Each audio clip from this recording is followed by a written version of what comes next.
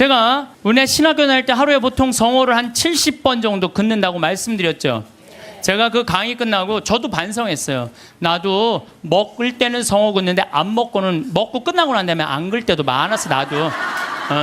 근데 요즘 제가 생활이 변했어요. 어떻게 변했느냐면은 하여튼 먹을 때마다 성호를 긋는 거예요. 복분자, 요즘 복분자 나오잖아요. 우린 복분자 또 이것도 갈아서 먹거든요. 복분자 먹을 때도 성호 긋고, 오디 먹을 때도 성호 긋고, 하여튼 그런데요, 제가 요즘 뭐를 느꼈느냐면 성호를 하루 종일 그니까 뭐가 있느냐면 내 삶이 조금씩 거룩해지는 걸 느껴요.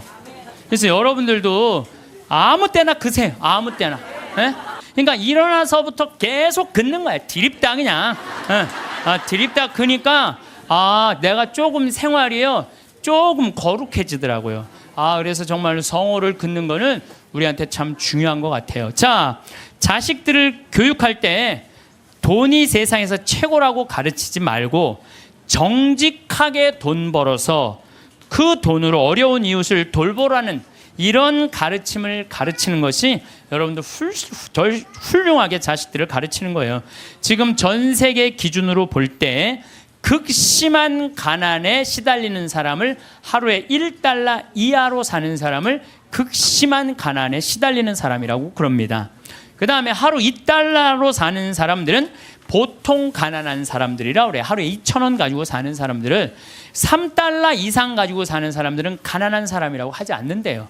그럼 3달러 이상이면 3,000원 이상이면은 가난하지 않은 거예요. 그러니까 한 달에 90달러, 그러니까 우리나라 돈으로 10만 원 정도만 한 달을 가지고 있으면 가난하지 않다는 거예요. 근데 여러분들, 우리나라는 지금 어떻게 살죠? 우리나라 최저 생계비가 57만 원이에요. 그러니까 국가에서 저 사람은 도저히 돈 벌 수 있는 재능이 없는 사람이다, 능력이 없는 사람이다, 에게 주는 돈이 57만 원이래요. 그럼 57만 원이면요, 아프리카의 어떤 부자보다도 잘 사는 사람이에요. 어떤 부자보다도. 그럼 아마 여기 지금 뭐 자식들이나 가족이 돈을 벌면은 보통 한 200~300만 원은 벌 거예요.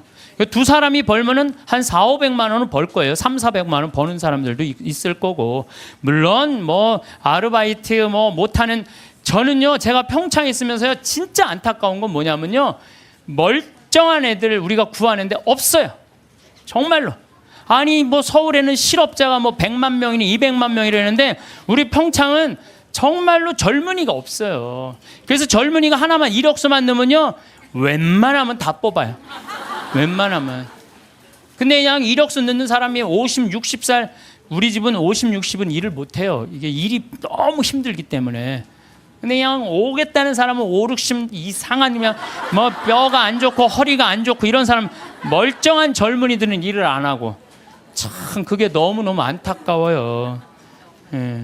대한민국 사람들이요, 불행한 이유는 바로 돈 욕심 때문에 불행해요.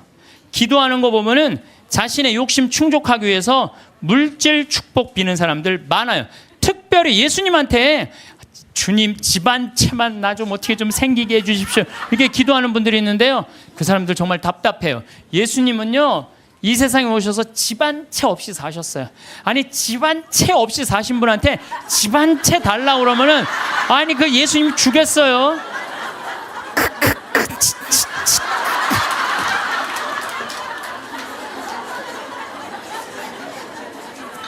예수님께 기도 열심히 청하면 물질의 축복을 받는다는 이야기는 믿음을 가장한 도박이고 강탈이에요.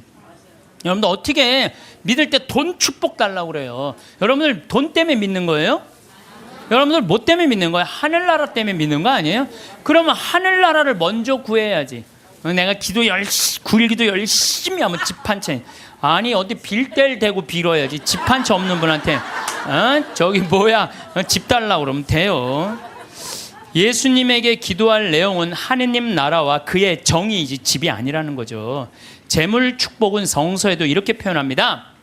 잠언 10장 4절을 보면, 게으른 손바닥은 가난을 지어내고 부지런한 이의 손은 부를 가져온다.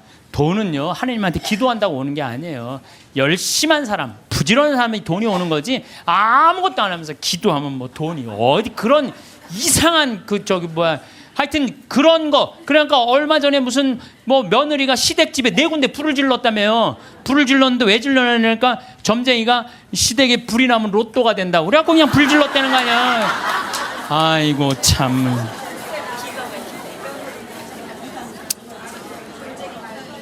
무엇 때문에 죽어라 돈을 버는지는 몰라도 욕심을 내도 돈을 벌어서 가치 있게 쓰려고 벌려는 목적보다는 무조건 돈만 벌려고 그러는 사람들 많아요. 무조건 돈만 모으려고 그러는 사람들 많아요. 내가 이 돈을 모아서 어디다 써야 되겠다는 분명한 목적이 있는 사람은요 지치지 않아요.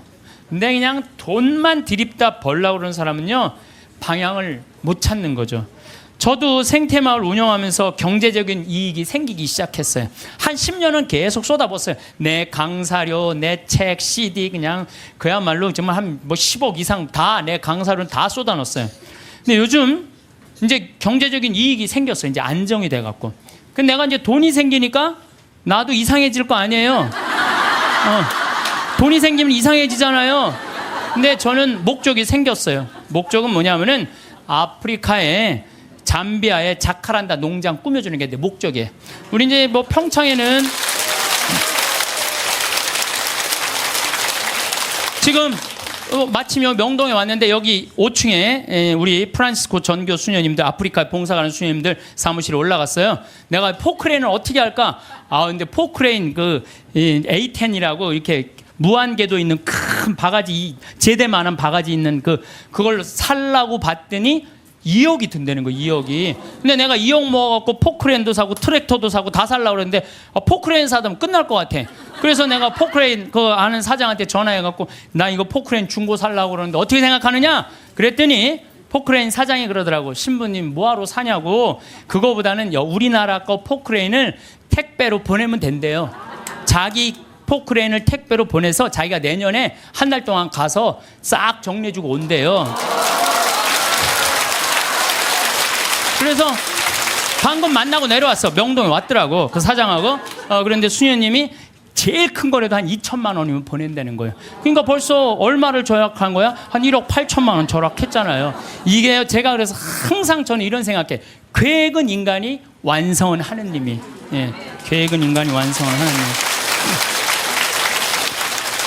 제가 간장, 고추장, 청국장, 가루, 김치, 복분자, 오디 이거 파는 목적이 있어야 될 거 아니에요. 그동안은 건강한 먹을거리를 국민들한테 제공해 주겠다. 그래서 생태마을 들어갔는데 제공해 주다 보니까 뭐가 생겨?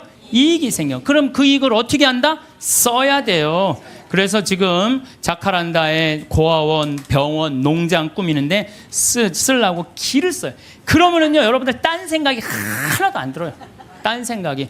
돈을 가지고 어디다 쓸 줄 모르는 사람이 딴 생각하고 있는 거예요. 내가 이걸 어디다 주식에다 투자를 할까? 뭐를 할까? 땅을 살까? 이런 생각을 하는 거지. 그래서요 돈은 쌓아두면 썩는 거예요.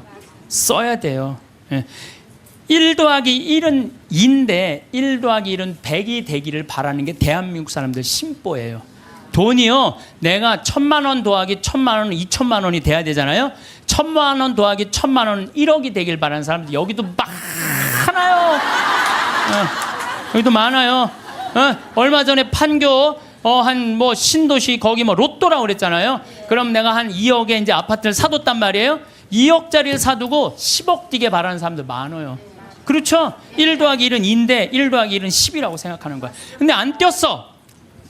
지금 부동산 경기가 엉망이잖아요.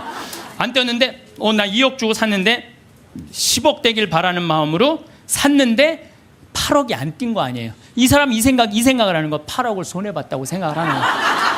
8억을 손해봤다고 생각하니까 억울해 안 억울해? 억울한 거야. 근데 문제는 뭐냐면 그 2억을 여기저기 돈을 끌어다가 산 거야. 그럼 이 사람 망해요 안 망해요? 그래서 욕심이 망하는 거예요. 욕심 때문에 망하는 거예요. 도둑놈 심보가 많아요. 네?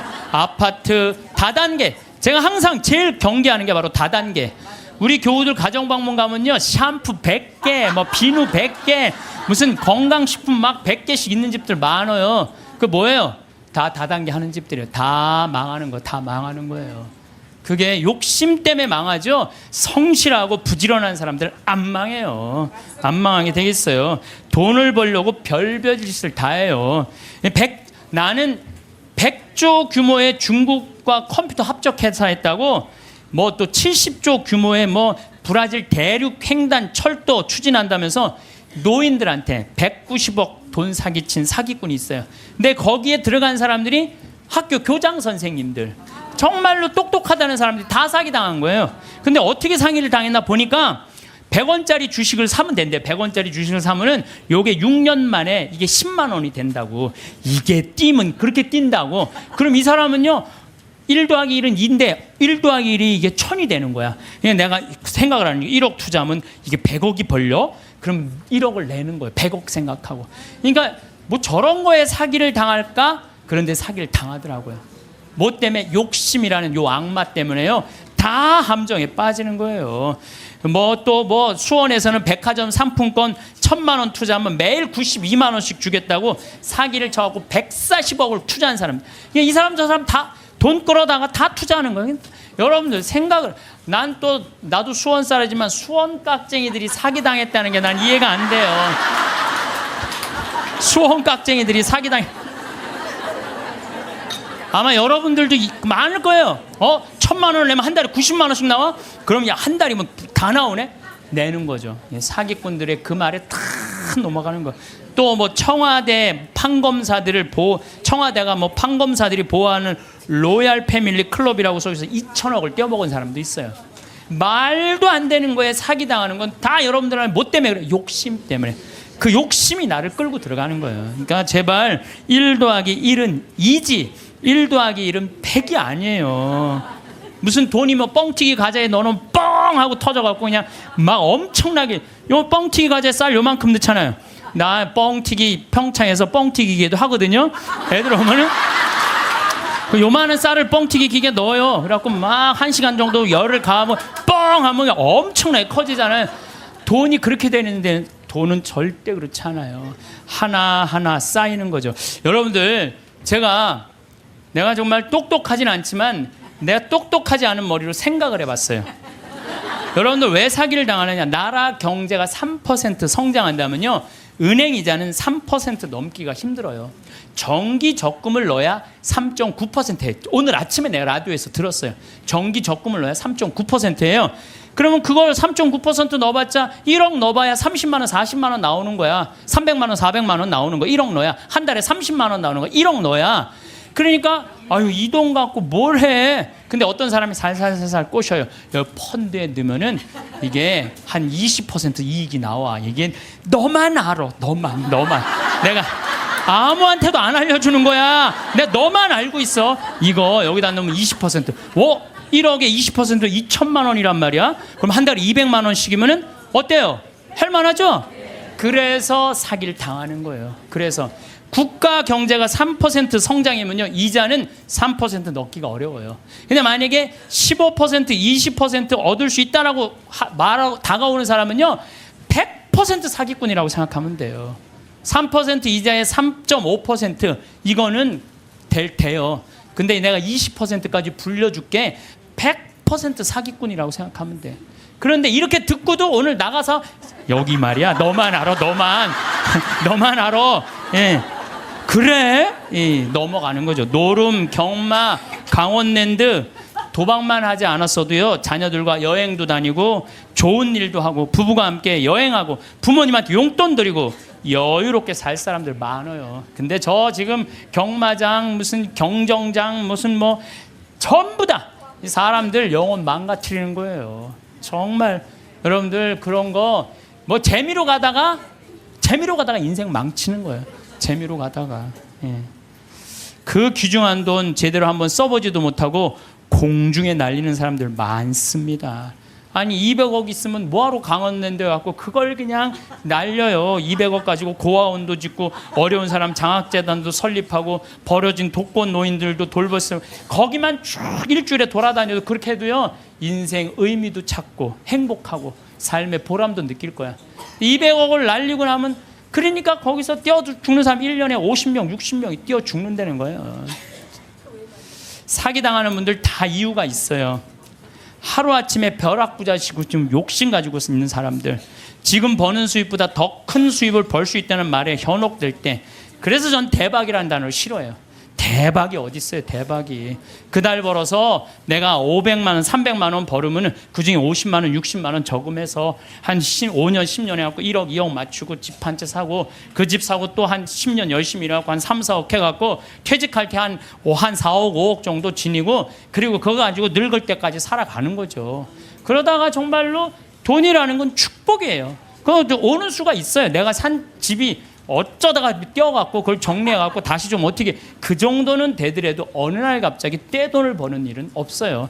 또 떼돈을 번다고 여러분들 행복하지도 않아요. 내가 전 시간에도 말했지만 떼돈을 보면요, 이 사람들 때같이 몰려. 때같이 때같이 몰려갖고 돈 꿔달라, 머리 아파요.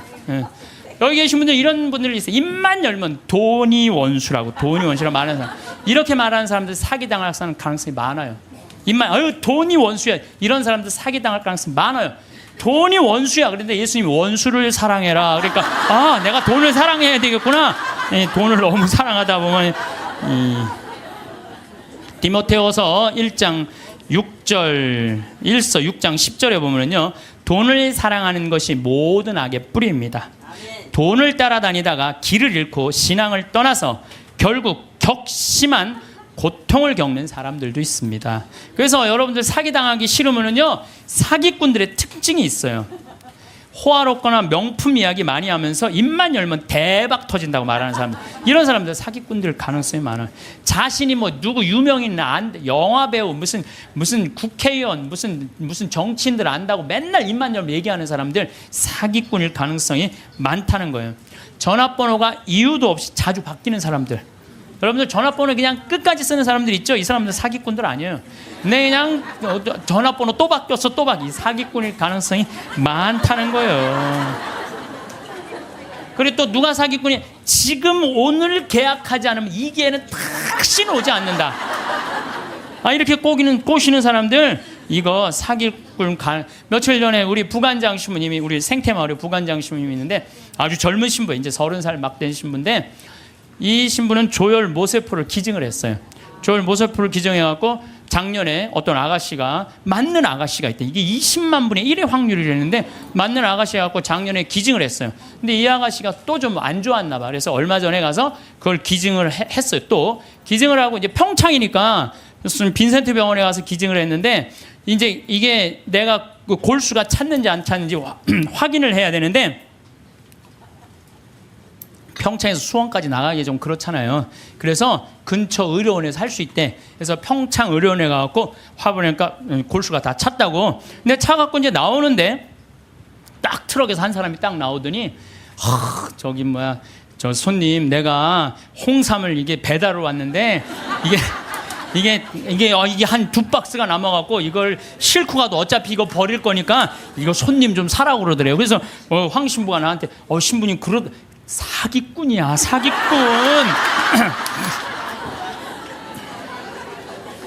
꼭 이상하게 뭐 이거 오늘 그래, 참 이거, 아니 나같이 저는 안 순진해요. 우리 부관장 같이 순진한 사람은 당해요. 그러니까 여러분들 정말 지혜로워야 돼. 정말 뱀 같은 지혜가 있어야 돼요. 사기 안 당하려면은. 그래서 오늘 와서 강의, 무슨 성가정 영성피정에 내가 사기 안 당하는 법도 가르쳐주고.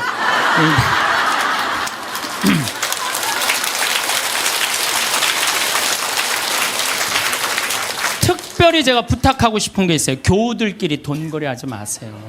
정말 안 좋은 거예요. 돈거래하다간 친구를 잃어버립니다. 돈 꿔주지도 말고 꾸지도 마세요. 없으면 없는 대로 그냥 사세요. 없으면 없는 대로 살지. 뭐 돈을 꾸는 거는요, 내 욕심을 더 채우기 위한 몸부림이에요. 몸부림이. 그래서 집회서에서 이런 말이 나와요. 이거 여러분들 꼭 기억하세요. 돈을 꿀 때까지는 이웃의 손에 입을 맞추고 그의 재산을 두고 공손한 어조로 말한다.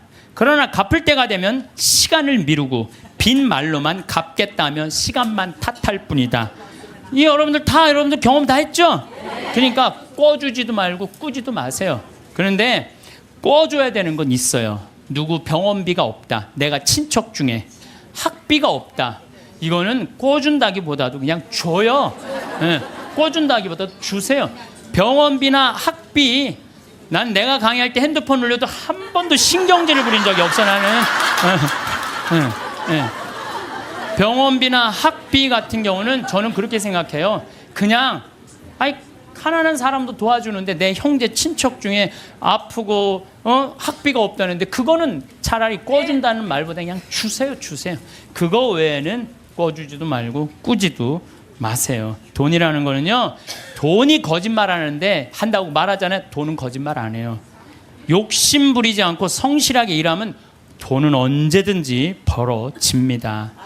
한순간에 떼돈 벌고 싶은 도둑놈 심보를 가진 사람들이 돈 때문에 자기도 고통스럽고 남도 고통스럽게 하는 거. 그래서 보면 어떤 집에 보면요, 이 도박하는 사람들 보면요, 형제 친척 모든 돈 다 끌고 들어가는 사람들이 있어요. 중리사니 그러면서 거짓말하면서. 이런 사람들은요 진짜 정말로 이 사회에서 분리시켜갖고 어디 모아놔야 돼요. 그래서 노동, 우리 생태마을에 그런 사람들 그냥 싹 모아갖고 돈도 안 주고 그냥 일 시키면은 그게 돈 버는 건데. 여러분들 이제는 돈 버는 시대는 끝났어요. 이게 무슨 얘기냐면은 30년 전에는 돈이 없어서 굶었고 돈이 없어서 학교 다니지 못했지만 지금은 그런 시대는 아니에요. 이제는 돈 버는 법을 배우는 시대가 아니라 돈 쓰는 법을 배워야 돼. 어떻게 쓰면 잘 쓰느냐. 돈이 쌓이면 죄가 되게 돼 있어요. 제가 신학교 때 1학년 때 신학교 딱 들어가니까 우리 선배님들이 맨날 뭐 배고파서 굶었다, 뭐 너무너무 힘들었다. 그런데 신학교 딱 들어가니까 밥 딱 3끼 주는 거예요. 그거 외에는 간식이 없는 거예요. 간식이. 그게 20살 때 얼마나 이 혈기가 넘쳐요. 근데 밥 3끼, 아무리 많이 먹어도 밤 되면 배고프잖아요. 그냥 어떨 때 그냥 물 먹고 배고프니까. 그러고도 있는데 외출할 때 되니까 배고플 거 생각하고 식빵을 사. 식빵을 사갖고 이제 혼자 먹으려고. 혼자 먹으려고. 근데 식빵을 이렇게 놔도 이제 어떻게 20줄을 다 먹어요. 한 4줄 먹으면 배부르잖아요. 그럼 이제 다음에 먹으려고 놔두면 이놈들이 얼마나 코가 빠른지 그 식빵 있는 걸 너무너무 잘하는 거예요. 그러고 식빵을 보면 다 훔쳐먹고 없는 거예요. 그래서 내가 식빵을 사면은 내가 이 식빵을 뺏기지 않으려고 어떻게 해요? 그냥 저기 침대 맨 안쪽에 침대 밑에 옷장이 있었거든요. 그 맨 끝에 이제 몰아 넣는 거죠. 그래서 내가 이제 난 신학교 때 깐또레스를 했어요. 매 미사마다 노래하는 그 깐또레스를 했으니까 맨날 그거 연습하느냐고 여기 뛰어다니고 저기 뛰어다니고 보면 한 3일 정도 뛰어다니면은 빵 놓은 걸 까먹어요. 빵 놓은 걸. 그래갖고 나 빵 먹어야지 빵. 그래갖고 딱 보면은 그게 곰팡이가 썰어져요. 곰팡이가. 그래 몇 번을 곰팡이 쓰는 거를 보고 내가 세미나를 그때 이제 갔는데 굉장히 큰 세미나였어요. 근데 거기에 이제 불교, 개신교, 천주교, 유교 다 모여서 그런 얘기를 하는 거예요. 종교의 모든 거는 나눈다. 보면은 불교는 절하고 난 다음에 음복한다 그러잖아요. 다 나눠 먹잖아요. 그렇죠? 불교는 공양 드리고 뭐라 그래? 공양한다 그래. 나눠 먹는. 그걸 공양한다 그래. 나눠 먹는 걸 공양한다 그래. 하다못해 무당도 굿하면 굿덕을 돌린다. 무당을 굿덕을 돈다. 우리는 성체 나눠 먹는 거다. 나눠 먹는 거. 쌓아놓으면 썩는다. 쌓아놓으면. 제가 그 얘기를 듣고 딱 내 모습이 생각나다. 그 식빵 혼자 먹겠다고 깊숙한 걸 쌓아놨던 내 자신이 그것도 맨날 성체화하는 내가 너무 창피하더라고요. 그래서 식빵을 사갖고 들어오면 그 다음부터는 다 불러요. 친구들. 내 친구들. 야 일로 와봐. 내 식빵 사와. 다 나눠 먹었어요. 나눠 먹으니까 뭐가 좋으냐면 곰팡이 썰어서 버리는 게 없는 거예요. 나도 못 먹고 너도 못 먹잖아요. 그렇잖아요. 그러니까 걔네들도 이제 외출해갖고 사갖고 오면은 나한테 얻어먹었으니까 어떻게 해? 풀러다가 또 나눠 먹고. 그러니까 한 2학기 되니까 늘 배불리 먹더라고요. 이게 나눠 먹는 게 정말 중요해요. 제가 얼마 전에 부산교구 다락방 기도회라고 우리 신부님들 열심히 기도하는 신부님들 모임에 갔어요. 근데 이제 제가 이제 이런 얘기를 하니까 한 70쯤 된 마산교구 신부님이 그런 얘기를 하더라고요. 당신이 아메리카에 강의를 갔었대요. 그럼 하여튼 아메리카에 있는 나라인데, 근데 신부님이 오면 방울뱀을 삶는데요. 잡아서. 그거 하면 안 되는데 어쨌든 방울뱀을 삶아갖고 아주 진액을 5봉을 줬대요. 근데 이거를 1시간에 1봉씩 먹어야 된다는 거예요. 그런데 비행기 떠나기 전에 이제 미국으로 가야 돼서 그걸 또 미국으로 갖고 갈 수가 없잖아. 5봉은 있는데 1시간에 하나씩 먹으라고 그러니 이거 어떻게 해? 한 번에 5개를 먹을 수도 없고. 그래서 이 시부님이 한 봉을 먹고 따라간 봉사자들 4명 있길래 그걸 니네들 먹으라고 나눠줬대요. 나눠주고 이제 먹으니까 막 몸에 열이 나고 막 여기서 이 하얀 속옷이 노랗게 변하더래. 뭐가 진하게 나와갖고 미국에 갖고 이제 그 얘기를 했더니 의사가 그런 얘기를 하더라고요. 신부님, 만약에 신부님이 급한 마음에 5봉을 다 먹었으면 신부님은 장협착으로 죽었다는 거예요. 그러니까 장협착으로 죽을 수도 있었다는 거예요. 근데 신부님이 나누는 바람에 신부님도 살고 나머지 사람도 다 사는 거라고. 근데 그 신부님이 70인데 피부가 나보다 더 고와. 방울뱀을 먹어서 그런지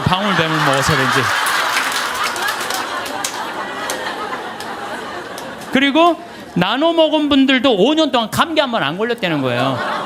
나누니까 너도 살고 나도 사는 거예요. 혼자 먹으려고 그럴 때 나도 죽고 너도 죽는 거예요. 돈도 똑같아요. 나만 먹으려고 돈 감춰두잖아요. 그럼 나도 못 쓰고 너도 못 쓰면요, 국가적으로도 손해요. 세금 내야 돼요. 이 나라에서 살면 세금 내야죠. 왜 떼어먹어 세금을.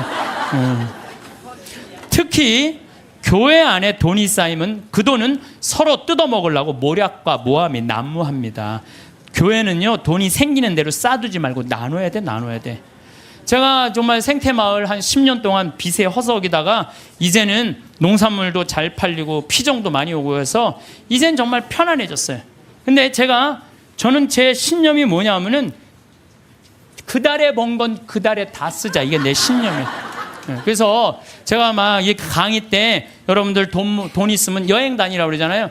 내가 여러 차례 얘기했지만 올해 2월 달에 처음으로 우리가 빚이 없었어요.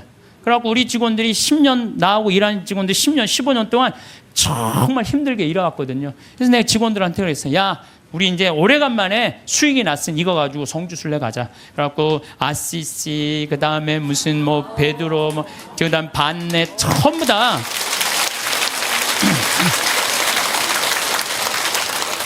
여러분들, 돈은요, 쓴 것만 내 돈이에요.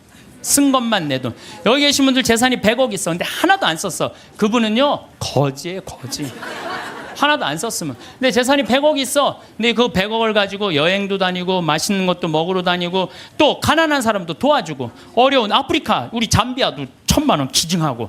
이 쓴 것만 내 돈이에요, 쓴 것만. 내가 본당 신부할 때도 정말로 부자들 많았어요. 근데 그 부자들 한 푼도 안 써. 그러면은 어떻게 이렇게 없어 보이는지. 없어 보여요. 한 푼도 안 쓰는 부자는요, 없어 보여요. 근데 정말로 부자면서도 때 따라 철 따라 신부님 이거 필요하실 때 쓰세요. 이거 어려운데 도와주세요. 신부님 이번에 사업. 그 사람들은요, 정말 있어 보이더라고요. 있어 보여요. 돈은 우리 인생을 행복하게 해주는 도구지 목적이 아니에요. 우리나라에 1971년 3월 11일 날 76세로 세상을 떠난 유일양행의 설립자인 유일한 박사님은요, 모든 재산을 공익단체 다 기부했어요. 그리고 주식조차도 직원들한테 다 나눠줬어요. 정말로 멋있는 분이죠. 정말로 기업가의 모습을 보여준 거예요. 또 그 딸도 미국에 가서 전 재산 떠나면서 세상에 다 기부하고 세상 떠났어. 딸도. 아버지가 그러니까 딸도 그러는 거예요. 아버지가 그러니까. 카네기도 전 재산 기부했고 2,500곳에 도서관을 져줬어요. 카네기. 그리고 워렌 버핏, 빌 게이츠, 걔네들 둘이 낸 게 1,000억 달러예요. 1,000억 달러. 둘이 낸 게. 다 내는 거죠, 다. 왜? 그 사람들은 누구를 상대해서 돈 벌었다고 생각해? 자기네들 국민을. 그러니까 미국 갑부들은 보면요, 다 미국에 가보면요, 그 부자들이 다 기증하고 갖고 몇백억, 몇천억씩. 그걸로 사회가 건강하게 돌아가는 거예요. 우리나라에도 좀 그렇게 살짝 이렇게 미치는 부자가 좀 나왔으면 좋겠어요. 네. 마태복음 19장 16절, 26절에 보면은요, 하느님의 계명을 충실히 지킨 부자 청년에게 예수님이 이렇게 말씀하세요. 내가 완전한 사람이 되려거든 가서 너의 재산을 팔아 가난한 이들에게 주어라. 그러면 내가 하늘에서 보물을 차지하게 될 것이다. 그리고 와서 나를 따라라. 그러나 그 젊은이는 슬퍼하면서 떠났어요. 왜? 재물이 많았기 때문이에요. 여러분들 그 부자 청년은요, 계명도 굉장히 중요하게 여긴 청년이에요. 근데 재물이 많았는데 이 청년은 재물하고 자기를 똑같다고 생각해요. 재물하고 자기를. 이 사람은 재물을 파는 건 뭐를 파는 거야? 자기를 파는 거야. 이게 참 문제예요. 여러분들 재물이 없으면 여러분들도 사라진다고 생각하는 분들 여기 혹시 계시면은 그럼 불행한 사람이에요. 재물이 없어도 상관없어요. 아니 지금 이 세상에 재물 없이 사는 사람들 얼마나 많아요. 그 행복한 사람들 얼마나 많아요. 우리 수녀님들, 우리 신부들은 그래도 좀 나아요. 우리 수녀님들 재물 있어 없어요? 그 수녀님들은 어디 버스 타고 가는데도 돈 받아갖고 해요. 그래도 행복한 수녀님들 많아요. 돈이 우리 존재가 돈하고 똑같아서는 안 돼요. 돈이 많으면 존재가 충만하고 돈이 없으면 존재가 없는 거. 이 병을 우리가 고쳐야 돼. 그래서 그 젊은이는 재물과 존재를 같이 여겼기 때문에 재물을 팔 수 없었던 거죠. 5,000명을 먹인 기적 이야기 가운데 누가 가장 행복했을까요? 5,000명을 먹인 예수님이 행복했을까요? 물고기 2마리 빵 5개 기증한 소년이 행복했을까요? 아니에요. 제일 행복한 사람은요, 그 5,000명한테 나눠준 제자들이에요. 신나지 않았겠어요? 여러분들 한번 생각해봐. 내가 여러분들한테 돈을 한 10억 정도 들어갖고 한 1,000만 원씩 줬어요, 여러분들한테. 그래갖고 여러분들 좀 어려운 데 가서 도와주세요. 그래갖고 내가 한 1,000만 원짜리 10개를 가지고 여러분들이 10명이 쫙 나가서 도와줄 때 여러분들 신날 것 같아, 안 신날 것 같아? 내 돈도 아닌데. 내 돈도 아닌데 나눠주는 게, 가난한 이웃한테 나눠주는 게 얼마나 좋아요. 나는 여기서 제일 행복한 사람은 제자들이라고 생각해요. 여러분들이 하느님이 여러분들한테 지금 재물을 맡겼어요. 어떤 분은 10억을 맡긴 분도 있고, 어떤 사람은 1억을 맡긴 분도 있고, 어떤 사람은 100억을 맡긴 분이 있어. 왜 맡겼어요? 나눠주라고 맡긴 거예요. 나눠주라고. 나눠주라고 맡겼으면 나눠야 될 거 아니야. 근데 안 나눠. 끝까지 쥐고 있다. 그냥 죽어. 그럼 그냥 자식이 네가 나누냐 내가 나누냐 싸워서 원수돼서 안 만나고. 그러지 말자는 거예요. 우리 대한민국 사회가 이제 건강하려면 어떻게 해야 돼? 나눠야 돼요. 쌓아두면 썩게 돼 있어요. 쌓아두면 어느 사회든 자꾸 나누면은 샘솟게 돼 있어요. 나누는, 신부님 그거는 제가 조금 못 받아들이겠는데, 나누면 하나도 없죠. 근데요, 하느님한테 11조 봉헌한 분들이 왜 잘 되는 줄 알아요? 11조 봉헌하려고 그러면요, 적은 돈 아니에요. 그럼 그 돈을 하기 위해서 다른 생활에 충실해져요.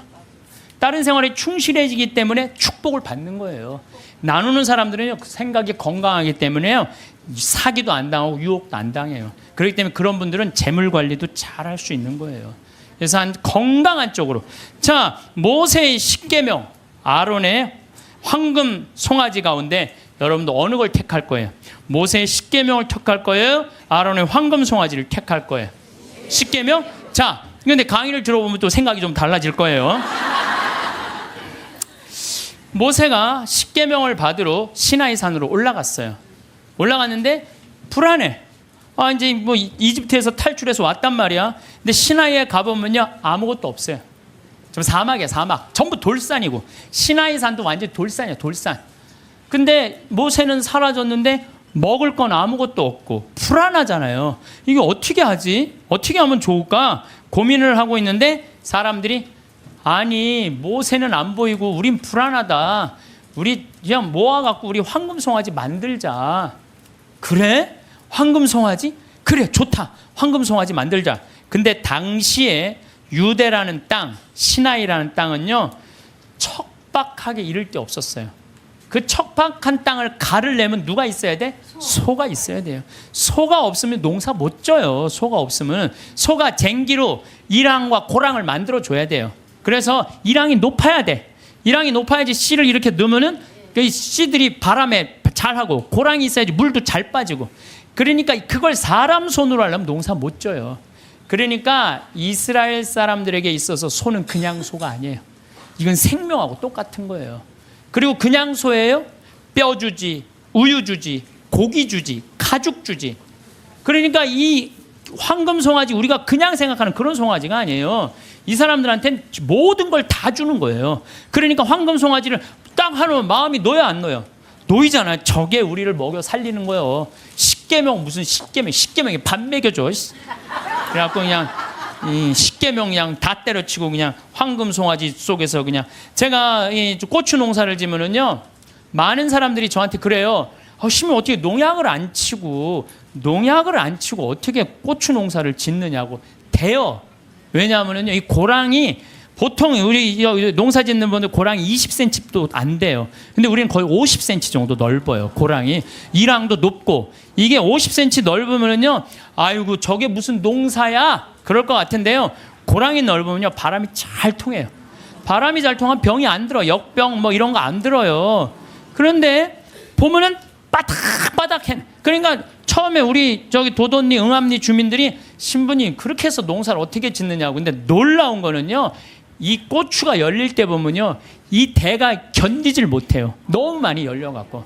그래서 제가 그걸 보면서 농사도 욕심 부리면 안 돼요. 그리고 내가 정말 놀라운 거는 감 있잖아요. 감이요 5월 달만 되면은요 이렇게 자라다가요 그 애를 다 조절을 자기네들 느껴요. 그래갖고 올해는 좀 많이 괜찮을 것 같다 그러면 그런데 올해는 좀 날이 좀 현찮을 것 같다. 감이 다 알아요. 그래갖고 다 떨어뜨려요. 보면은 5월 달에 가면 감 조그만 거 다 떨어져 있어요. 감 하시는 분들 아시죠? 그 왜냐면 자기가 조절하는 거야.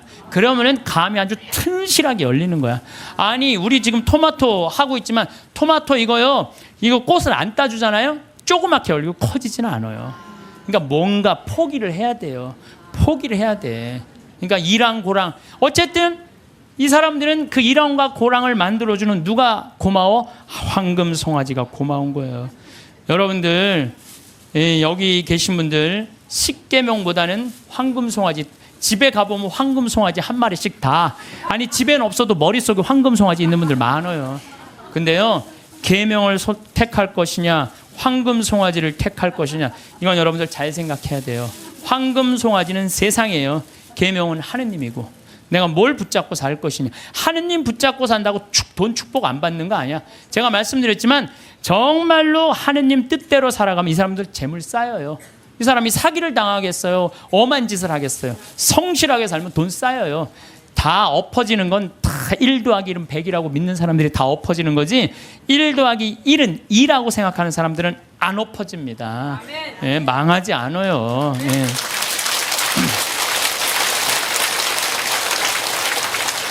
하느님 꽉 붙잡고 살아야 되는데 출세와 권력 꽉 붙잡고 사는 사람들 있어요. 저는 예수님이 왜 위대한지 정말로 이 사제로 살면 살수록 더 느껴요. 예수님은 이 세상에 오셔서 절대 권력을 추구하지 않으세요. 나는 섬김을 받으러 온 것이 아니라 섬기러 왔다. 이 말씀이야말로 우리 인간이라면 누구나 다 가슴 깊어야 새겨야 할 말씀이에요.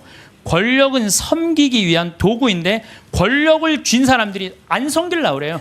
막 권력을 휘둘르죠. 위장 전입하고 자식 대학 군대 안 가게 하고 또 대학도 마찬가지야. 무슨 국제중학교 이런 데 애 머리도 안 되는데 막 들이밀고 이게 다 돈과 권력으로 부리는 횡패. 지난번에도 말씀드렸지만 우리나라 대통령들 최고 권력 가진 사람들 어떻게 됐어요? 불행하게 죽거나 감옥에 가거나 가족이 감옥에 가거나 그래요. 그러잖아요. 권력이 뭐가 좋아요. 그래서 여러분들 가운데서도 정말로 권력처럼 무상한 게 없어요. 권력을 쥐고 있을 때만 좋지 권력에서 밀려나면은요 비참하고 심지어는 모욕과 보복까지 당하는 게 권력이에요. 요즘 나는 그 전두환 무슨 국회법 통과되는 거 보면서 권력이라는 게 참 무상하구나.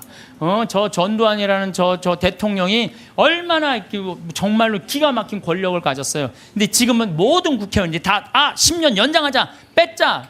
그게 권력이라는 게 이렇게 무상한 거예요. 권력을 꽉 잡고 사는 것보다 하느님 꽉 잡고 사는 게 훨씬 더 낫습니다.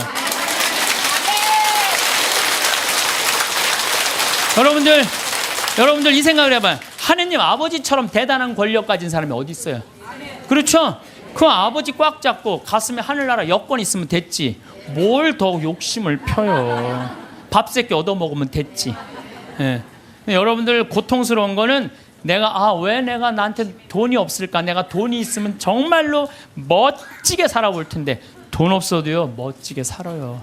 마음이 건강하고 생각이 바른 사람은요, 돈 없어도 건강에 살아요. 근데 이 정신이 썩은 사람은요, 100억을 갖다 줘, 1000억을 갖다 줘, 다 소용없어요. 다 소용없어요. 그래서 뭐가 우리 마음 안에는 하느님의 계명이 있어야지 황금 송아지가 있으면 안 돼요.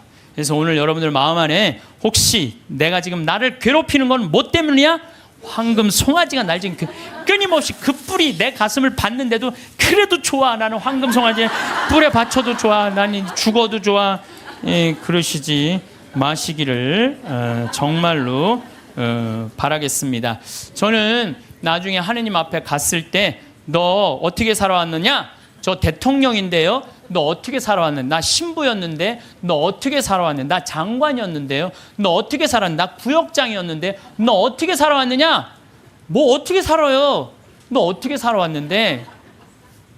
저는요, 하느님, 장관도 아니고 대통령도 아니고 신부도 아니었는데요, 가난하고 헐벗고 불쌍하고 감옥에 갇히고 병들고 목마른 사람들한테 물 한 잔 나눠주려고 노력을 하고 살았어요. 너 하늘나라. 베드로 성인이 너 하늘나라. 저는 장관인데요, 전 대통령인데요, 전 신부인데요, 계속 시험에 계속 떨어지는 거예요. 마태오복음 25장만 읽어보면요, 우리가 하늘나라를 어떻게 통과하는지 너무너무 잘 써 있어요. 그래서 여러분들 마지막 날 하늘나라 여행 떠날 때 쫙 여권 내놓고 이 은행 통장 잔고, 뭐 어떤 잔고가 필요해?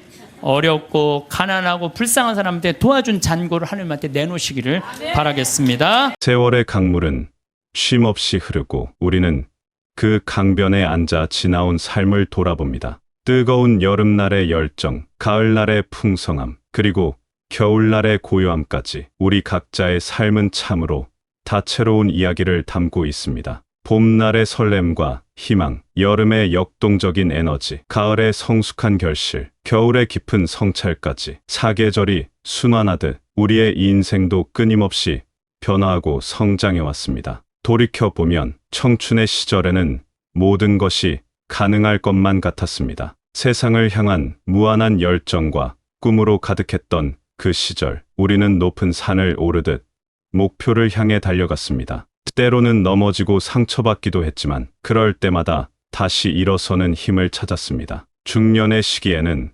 가정을 이루고 책임을 져야 하는 무게를 느꼈습니다. 어깨 위의 짐이 무거워질수록 우리는 더욱 단단해졌고 삶의 현실과 마주하며 진정한 성숙을 배워갔습니다. 이제 우리는 삶의 지혜가 깊어지는 시기에 서 있습니다. 과거를 돌아보며 미래를 내다볼 수 있는 특별한 자리에 있습니다. 이 시기에 돈과 나눔, 그리고 삶의 참된 가치에 대해 함께 생각해보는 시간을 갖습니다. 우리는 살면서 돈을 벌기 위해 참으로 애썼습니다. 이른 새벽부터 늦은 밤까지 일하며 자녀들을 키우고 가정을 이루며 더 나은 삶을 위해 부지런히 노력했습니다. 그 과정에서 우리는 수많은 시련을 겪어 때로는 좌절하기도 했지만 결국 오늘의 우리를 만들어낸 소중한 경험들이었습니다. 돈은 분명 우리 삶의 많은 부분을 편리하게 만들어 주었습니다. 따뜻한 집에서 가족과 함께 저녁을 먹고 아이들에게 좋은 교육 기회를 제공하며 아플 때 치료받을 수 있게 해주었습니다. 또한 꿈꾸던 여행을 떠나고 소중한 사람들과 의미 있는 시간을 보낼 수 있게 해주었습니다. 이처럼 돈은 우리가 원하는 삶을 살아갈 수 있게 해주는 중요한 도구였습니다. 하지만 때로는 돈이 우리의 마음을 흔들고 눈을 가리기도 했습니다. 더 많이 가지려는 욕심 때문에 마음의 평화를 잃었던 순간도 있었을 것입니다. 남과 비교하며 부족함을 느끼고 불안과 초조함에 시달렸던 밤들도 있었습니다. 돈을 위해 소중한 관계를 소홀히 하거나 건강을 잃어버린 경험도 있을 것입니다. 그런 순간들을 통해 우리는 깨달았습니다. 돈이 삶의 전부가 될 수는 없다는 것을. 진정으로 중요한 것은 돈의 양이 아니라 그 돈을 어떻게 바라보고 어떻게 사용하는가에 있습니다. 돈은 그저 도구일 뿐입니다. 망치가 집을 짓는 도구이듯 돈은 삶을 풍요롭게 하는 도구입니다. 우리가 인생의 목표를 세우고 그 목표를 향해 나아갈 때 돈은 유용한 수단이 됩니다. 하지만 돈 자체가 목적이 되어버리면 우리는 길을 잃고 맙니다. 단순히 많이 모으는 것에 그치지 않고 어떤 의미를 부여하느냐에 따라 돈의 가치는 달라집니다. 가족의 행복을 위해 모은 돈, 꿈을 실현하기 위해 저축한 돈, 어려운 이웃을 돕기 위해 준비한 돈은 모두 다른 의미와 가치를 갖습니다. 부지런함과 성실함으로 얻은 돈은 그 자체로 고귀한 땀의 결실입니다. 정직한 노동으로 벌어들인 수입은 우리의 존재 가치를 증명하는 상징이기도 합니다. 이 세상의 모든 것은 홀로 존재하지 않습니다. 나무는 흙과 물, 햇빛과 바람의 도움으로 자라고 강은 무수한 물줄기가 모여 이루어집니다. 우리 역시 주변의 도움과 나눔 속에서 성장하고 살아왔습니다. 부모님의 사랑, 선생님의 가르침, 친구들의 우정, 동료들의 협력, 그리고 수많은 이름 모를 사람들의 배려와 선의 속에서 오늘의 우리가 있습니다. 돈 또한 그렇습니다. 움켜쥐고만 있으면 결국 썩어버리는 것이 돈입니다. 마치 흐르지 않는 물이 고여 썩는 것과 같습니다. 생명력 있는 물은 끊임없이 흐르며 새로움을 만들어냅니다. 돈도 마찬가지로 흘려보낼 때 비로소 그 진정한 가치를 발휘합니다. 순환하는 돈은 경제를 활성화시키고 일자리를 만들며 사회 전체의 발전에 기여합니다. 나눔을 통해 돈은 새로운 생명을 얻고 더 큰 기쁨과 행복으로 되돌아옵니다. 어려운 이웃에게 건넨 작은 도움이 그들의 삶에 희망을 불러일으키고 그 기쁨이 다시 우리에게 따뜻한 감동으로 돌아옵니다. 교육에 투자한 돈은 미래의 인재를 키우고 문화와 예술에 쓴 돈은 사회를 더욱 풍요롭게 만듭니다. 환경 보호를 위해 사용한 돈은 우리 후손들에게 더 나은 세상을 물려주는 투자가 됩니다. 우리가 가진 것을 기꺼이 나눌 때 그것은 비로소 우리 자신의 것이 됩니다. 독점하려 할 때는 오히려 그것에 얽매이게 되지만 나누어 줄 때는 진정한 자유를 얻게 됩니다. 움켜쥔 주먹 안의 것은 보이지 않지만 펼친 손바닥 위의 것은 모두가 볼 수 있고 함께 누릴 수 있습니다. 나눔은 단순히 물질을 나누는 행위를 넘어섭니다. 그것은 따뜻한 마음을 전하고 서로에게 희망을 불어넣는 숭고한 행위입니다. 때로는 돈이 아닌 시간을 나누고, 때로는 지식과 경험을 나누며, 때로는 위로와 격려의 말 한마디를 나누는 것도 소중한 나눔입니다. 작은 미소 하나, 따뜻한 인사 하나도 세상을 변화시키는 나눔이 될 수 있습니다. 작은 나눔이 모여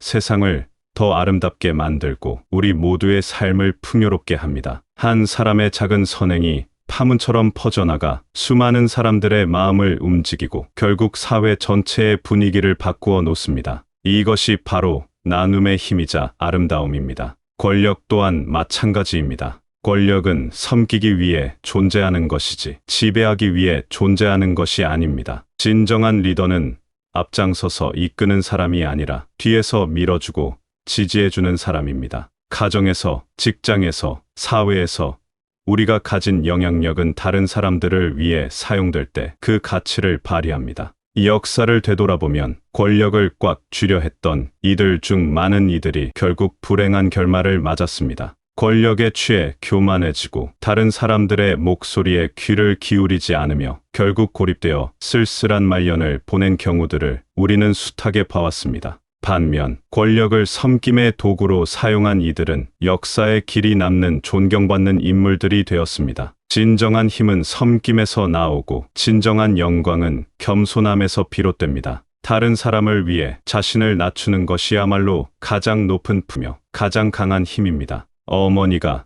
자식을 위해 희생하는 사랑, 스승이 제자를 위해 헌신하는 마음, 리더가 구성원들을 위해 봉사하는 자세, 이 모든 것들이 진정한 권력의 모습입니다. 우리는 이제 더 이상 세상의 명예나 권력에 연연할 필요가 없습니다. 젊었을 때는 인정받고 싶어 하고 성공하고 싶어 했지만 이제는 그런 욕망들로부터 자유로워질 수 있습니다. 우리의 삶은 이미 그 자체로 충분히 고귀하고 아름답습니다. 살아온 세월 자체가 우리의 가장 큰 자산이며 쌓아온 경험과 지혜가 우리의 진정한 보물입니다. 지금 우리가 서 있는 이 자리에서 우리는 물질적 풍요가 아닌 마음의 풍요를 추구해야 합니다. 물질적 풍요는 외부의 조건에 의존하지만 마음의 풍요는 우리 내면에서 나오는 것입니다. 아무리 많은 재산을 가져도 마음이 가난하면 진정한 행복을 누릴 수 없지만, 비록 물질적으로는